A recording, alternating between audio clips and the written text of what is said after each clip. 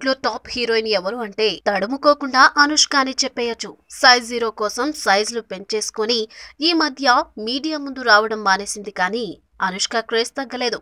అయితే Sweety range పెరిగిన కొన్ని సంవత్సరాలుగా అభిమానులు ఓ విషయంలో మాత్రం బాగా ఫీల్ అయిపోతున్నారు.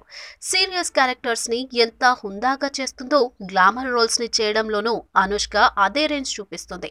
ఇప్పుడంటే మానేసింది, కానీ అప్పట్లో బికినీలు వేసిన హిస్టరీ కూడా ఉంది.